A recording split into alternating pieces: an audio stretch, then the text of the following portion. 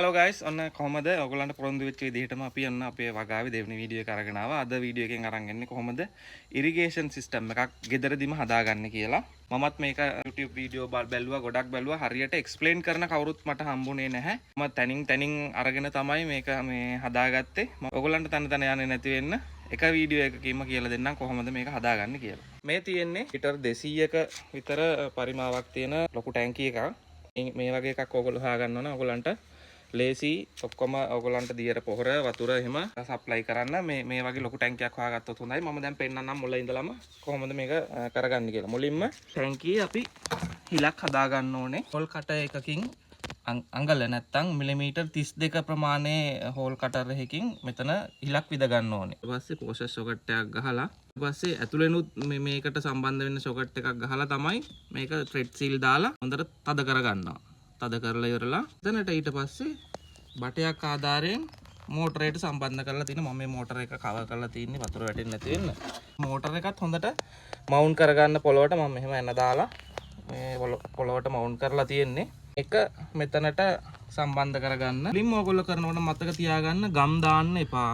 මුලින් සැකිල්ල හදාගෙන ඉන්න අන්තිමේට තමයි ගම් දාන්නේ. ස්ටේක් එක කරන්න එපා. එකපාර ගම් දාගෙන හදාගෙන යන්න එපා. ඉස්සෙල්ලා මේක නිකන් ඇතුළට බස්සලා ගම් දානොදා ඔයා හදාගන්න ඔයාගේ මෙෂර්මන්ට් එකට හරින්න විදිහට මේ බටේ කපනකොට අනිවාර්යෙන් මේ ગેප් එක වැඩිපුර කපන්න.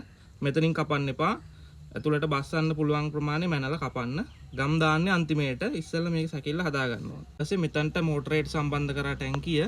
ඊට පස්සේ ටැංකියෙන් එක තමයි අවුට් එක. මේක ඉන්න එක මේක අවුට් එක. දැන් මෙතනින් අවුට් එක දීලා තියෙන්නේ. ඊට පස්සේ මේ මෝටරේ වයර් එක මෙහෙම ටිකක් දිගට හදාගෙන මේ සේෆ්ටි රූම් එකෙන් එළියට අරන් ගිහලා තියෙනවා. ප්ලග් පොයින්ට් එකක් තියෙන්නේ මගේ එළියේ. එළියට අරන් ගිහලා තියෙනවා වයර් එක.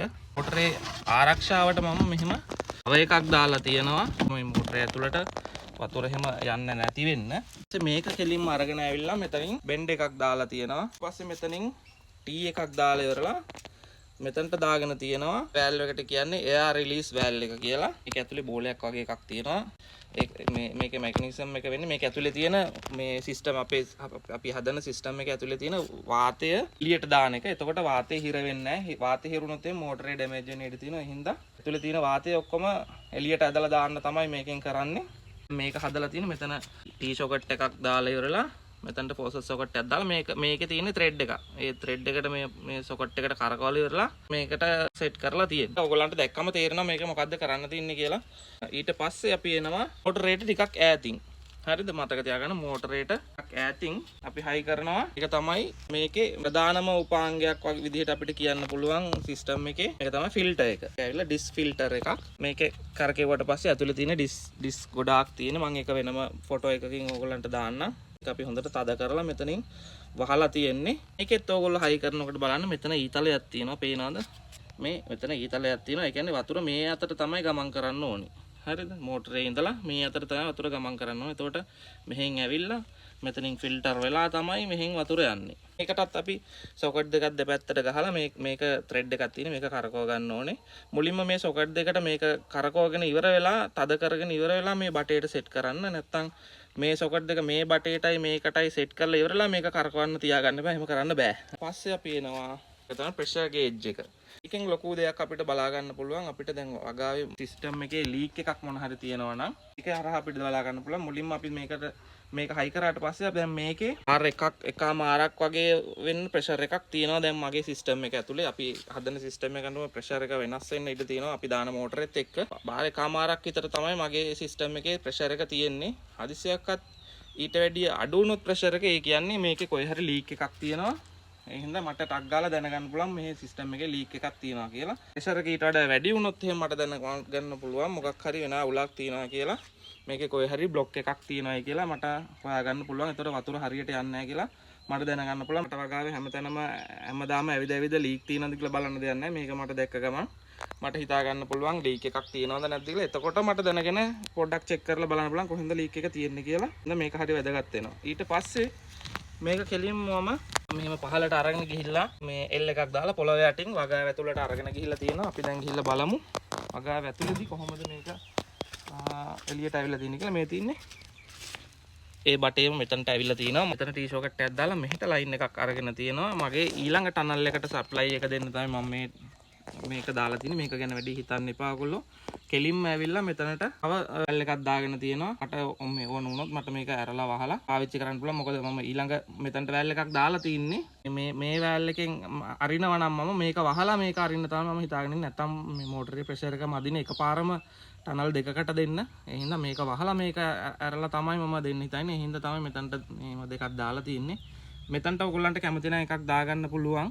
එතකොට අරහෙන් එන ලයින් එක ඔක්කොම එකපාර මෙතනින් වහගන්න පුළුවන් හින්දා කැමති නම් එකක් දාගන්න පුළුවන්. දාන එක හොඳයි. ඊට පස්සේ අපි එනවා මේ වැල් එකෙන් පස්සේ එන ලයින් එකට. මේක කෙලින්ම මෙහෙම වගාව දිගේම යනවා. කොහොම අර කෙරෝලටම යනවා. දැන් ආවේ තියෙන්නේ මෙහෙම ලයින් තියෙන්නේ. මෙහෙම පැල දෙකක ලයින් එකක් තියෙනවා. ඊට පස්සේ මෙහෙම පැල දෙකක ලයින් එකක් තියෙනවා. මෙහෙම ලයින් 8ක් තියෙනවා. 8ක් තියෙන හින්දා මම මෙහෙම මෙතනින් මේ ටී සොකට් එකට මේක සම්බන්ධ කරලා තිනවා LDP කනෙක්ටර් එකක්. මේකේ වහන්න පුළුවන් අපිට අවශ්‍ය නම් මේ මුළු ලයින් එකටම යන තොර ප්‍රමාණය හරි පෝර ප්‍රමාණය හරි අපිට තාවකාලිකව වහගන්න පුළුවන්. මොන හරි මේ රිපෙයාර් එකක් කරන්න තියෙනවා නම් මෙතනින් කෙලින්ම වහගන්නත් පුළුවන්. දැන් මේක අරලා තින්නේ මේ හෝස් ක්ලිප් එකක් ගහලා මේ LDP මේ 16 mm හෝස් පයිප් එක තමයි මේකට හයි කරලා තියෙන්නේ. ඊට පස්සේ මේ තියෙන්නේ මේ ඩ්‍රිපර් එක. මේක පැයට ලීටර් 8ක් විතර ධාරිතාවක් එළියට දෙන්න පුළුවන් ඩ්‍රිපර් එකක්. ඒකටම සෙට් කරලා තියෙන්නේ මේ තියෙන්නේ මයික්‍රෝ ටියුබ් එකක් තමයි මේ සෙට් කරලා තියෙන්නේ. මේ 2 එකක්. මේක පැල දෙකකට යවන්න පුළුවන් විදිහට තමයි හදලා තියෙන්නේ. මම ඔයගලන්ට තව පොඩි වීඩියෝ එකක් දෙන්නම් මේක කනෙක්ට් කරන් මේක කොහොමද ඒකට කනෙක්ට් කරගන්නේ කියලා. ඉතින් ඔයාලට දැන් බලා ගන්න පුළුවන් අපි කොහොමද මේ මයික්‍රෝ ටියුබ් එක මේ ඩ්‍රිප් එකටයි 2-way ක්ලිප් එකටයි ඉන්සර්ට් කරගත්තේ කියලා. ඉතින් මයික්‍රෝ ටියුබ් එක අදාළ සයිසස් වලට කපාගෙන උණු වතුර භාජනයක් ළඟ තියාගන්න. මොකද මේ ටියුබ් එකේ දෙපැත්තම උණු වතුර භාජනයට දාලා මෙලෙක් කරගන්න ඕනේ. ඒතකොට තමයි අපිට පහසුවෙන් ඉන්සර්ට් කරගන්න පුළුවන් වෙන්නේ. මේ විදිහට ඩ්‍රිප් එකට ඉන්සර්ට් කරගත්ත මයික්‍රෝ ටියුබ් එක තමයි ඔයගොල්ලන්ට මේ දකින්න පුළුවන් වෙන්නේ. ඊට පස්සේ මම පෙන්නන්නම් මේ ක්ලිප් එක. මේක 2-way ක්ලිප් එක. මේකටත් මේ දෙපැත්තට ඉන්සර්ට් කරගන්න ඕනේ උණු වතුර භාජනයක ටියුබ් එක පොඟවලා අරගෙන මේ විදිහට දෙපැත්තට ඉන්සර්ට් කරගන්න. අර ඩ්‍රිප් එක ඉන්සර්ට් කරපු ඒ වගේන් දෙක අරගෙන. ඉතින් අවසානයේ ඔයගොල්ලන්ට බලා ගන්න පුළුවන් පැල දෙකකට පාති දෙකකට මේක අපි වෝටර් ඉරිගේෂන් සිස්ටම් එක දෙනකොට මෙන්න මේ විදිහට තමයි ඒ පාති දෙකකට යන ලයින් එක අපි ෆික්ස් කරගන්නේ. මේ විදිහට ඔයගලන්ට බලා ගන්න පුළුවන් ඒකේ ෆිනිෂ් එක. ඊට පස්සේ අපි මේක මෙහෙම හොඳට තද කරලා දාන්න තියෙන්නේ. මේකත් අපිට මේ බටේට සෙට් කරන්න තියෙන්නේ. පංචර් එකක් ආධාරයෙන් පොඩි හිලක් විදලා පංච් කරගෙන මේක ඇතුළට දාන්න තියෙන්නේ. මේක ගන්නකොට ඔයගොල්ලෝ බලා ගන්න මේ ඩ්‍රිපර් එකට හරියන කනෙක්ටර් එකක් ගන්න. මොකද එක සයිස් වලින් තියෙනවා. මේ සයිස් එකට හරියන එකක් අරගන්න. මෙහෙම ගොඩාක් මේක තද නෑ. සාමාන්‍ය ගානකට තියෙන්නේ ෆිට වෙන විදිහට මේවා සයිස් එක වැරදියට අරගෙන නම් එක්ක මේක ලූස් නැත්නම් ගොඩක් තදයි මේක දාන්න බෑ. ඊට පස්සේ අපි මේක අරගෙන ගිහිල්ලා තියෙනවා මෙහෙම පැලේට මේ මයික්‍රෝ ටියුබ් එක ආධාරයෙන් මේ අගට හයි කරලා තියෙනවා මේ ඇරෝ ඩ්‍රිපර් එක. ඒක අපිට මෙහෙම පස්ස ඇතුළට දාන්න පුළුවන්. දැම්මට පස්සේ මේකේ බිඳුව වතුර එනවා. මේ විදිහට අපි දැන් මෙහෙම දිගටම මෙහෙම පැල දෙක ගන්න තියලා තින්නේ. මේ විදිහට දිගටම අපි මේක හදාගෙන තියෙනවා. මේ තියෙන්නේ මේ බටේ අගම ඉඳලා මේ බටේ ඇවිල්ලා මේ තියෙන අග මෙතනට අපි එන් ක්ලිප් එකක් දාලා තියෙනවා. මෙන්න මේ වගේ මම ඔයගලන්ට පෙන්නන්නම්. ඒක මෙන්න මේ වගේ අට හැඩේ ක්ලිප් එකක් තියෙන්නේ. මෙහෙම අපි බටේ අගිස්සෙන් මෙහෙම නමලා එහෙම දාලා හොඳට මේ පැත්තට ඇදලා තද කරගත්තම මේක මෙතනින් වතුර එන්නේ නැහැ. එච්චරයි කරන්න තියෙන්නේ. ටික ඔක්කොම ඔයා හදාගත්තට පස්සේ තමයි අපි අපේ මෙතන මේ ටික ඔක්කොම ගම් දාලා අලව ගන්නෙ. ඊට කලින් ගම් දාලා අලව ගන්න එපා. අන්තිමේට ඔක්කොම හරියටම හදාගත්තට පස්සේ තමයි හැම තැනටම ගම් දාලා අලව ගන්නෙ. නැත්තම් ඔයා සමහර විට මේ ටික මේ අඩුවෙන් අපි කපලා තිබුණොත් එහෙම මේ වැඩි ඉඩ තියන්නේ නැතුව මේක එතකොට පාත් වෙන්න බලනවා. මොකද අපි ඔක්කොම එකට එකතු කරාම මේක තව ශ්‍රින්ක් වෙනවා. ඒ හින්දා හරියටම කපාගෙන තමයි අලවන්න ඕනේ. මුලින්ම අලවන්න එපා. මම ඔයගොල්ලන්ට පෙන්නන්නම් අද මම දාන්නේ ඇල්බර්ට් සොලියුෂන් දී කරලා තින්නේ මේ වතුරට. මම ඔයගොල්ලන්ට පෙන්නන්නම් කොහොමද අද මේ පෝර දාන්නේ කියලා. අපි මේ පෝර දාන ගමන් තියෙන්නේ මෝටරේ ඔන් කරලා තියෙන්නේ. දැන් මේ පේනවාද? බාර් එකක් වගේ තමයි දැන් පවර් එක තියෙන්නේ. එකට චුට්ටක් වැඩි. මේ ගන්න තමයි මගේ සිස්ටම් එකේ ප්‍රෙෂර් එක තියෙන්නේ. මීට වැඩි අඩු වුණොත් එහෙනම් මට හිතා ගන්න පුළුවන් කොහේ හරි ලීක් එකක් තියෙනවා කියලා. දැන් අපි ගිහිල්ලා බලමු කොහොමද ගස් වලට පොහොර වැටෙන්නේ කියලා. අපි දැන් මෙහෙම මේ රෝඩ් රිපර් එක මෙහෙම එළියට ඇදලා ගත්තොත් එම් පේනවනේ. මේ වතුර වැටෙනවා. මේක මුල ළඟට මෙහෙම සම්බන්ධ කරලා තිබ්බම මුල් වලට හොඳට පොහොර එක උරා ගන්නවා. මොකද බිඳුව බිඳුව වැටෙන හින්දා මේක හොඳට උරා ගන්න ලේසි ගස් වලට. මේකට තමයි ජල බිඳු සම්පාදනය කියලා කියන්නේ. මේ ඔක්කොම මම තනියම කරගත්තේ. ඒ හින්දා ඔයාටත් පුළුවන් මේක තනියම හදාගන්න. තමයි මගේ වගාව. දෙවෙනි වීඩියෝ එක ටිකක් පරක් වුණා ගේන්න. මොකද වගාවේ ගොඩක් වැඩ තිබුණා. ඔයාලට මතක ඇති චූටි පැල තිබුණේ. ඒවා මෙච්චර ගොඩක් ලොකු කරගන්න මෙන්න මෙයාගේ මහන්සිය තමයි මෙතන ඔක්කොම තියෙන්නේ.